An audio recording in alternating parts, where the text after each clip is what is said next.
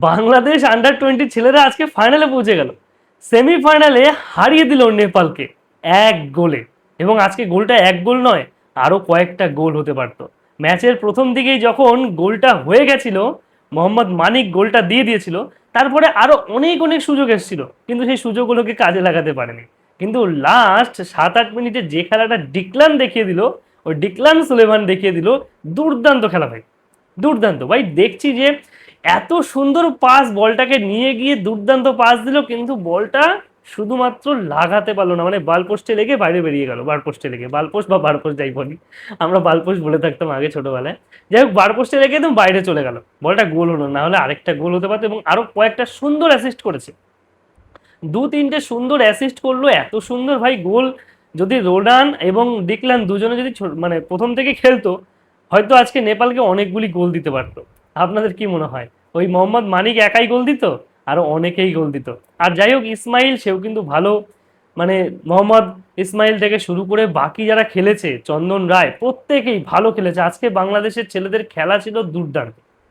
আজকে মালদ্বীপের মাঠে বসে খেলা দেখছে, সত্যি এত পরিমাণে দর্শক তাদেরকে দেখতে গেছে যে ভাই আমরা ফাইনালে উঠে গেছি।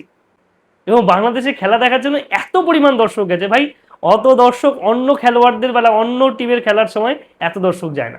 শুধুমাত্র ভারত থেকেই দর্শক যায় ভারতীয় খেলার সময়, এবং ভারতের খেলা রয়েছে 9টা থেকে। যাই হোক, দুর্দান্ত খেলা ভাই, দুর্দান্ত খেলা দেখিয়েছে, দুর্দান্ত। আপনাদের কি মনে হয়, বাংলাদেশ তো ফাইনালে উঠলো, অপর দিক থেকে ভুটানকে হারিয়ে কি ভারত ফাইনালে উঠতে পারবে? আপনাদের কি মনে হয়, আমাদের ছেলেরাও কি কামাল করতে পারবে?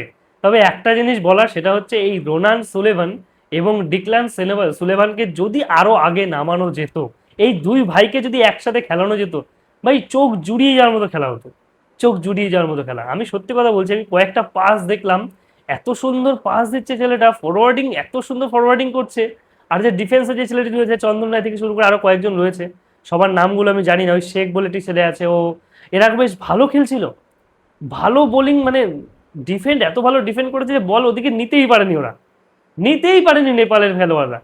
আর এতটাই আক্রমণাত্মক খেলা দেখিয়েছে, এবং এই খেলাটাই হয়তো সবাই চায়। যাই হোক, এবং গতবারেও বাংলাদেশ কিন্তু ভালো খেলেছিল, এবারও কিন্তু ভালো খেলছে।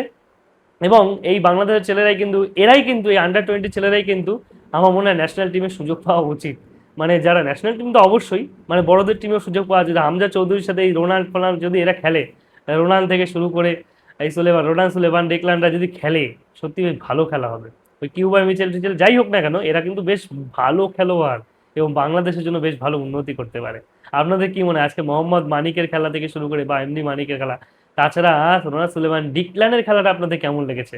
অবশ্যই কিন্তু কমেন্টে আপনার মতামত জানাবেন। ডিক্লান কিন্তু ভাই আজকে লাস্ট নামলো তো কয়েকটা মিনিটের জন্য, মাত্র 10 মিনিট না 7 মিনিটের জন্য বোধহয় নেমেছিল দেখলাম।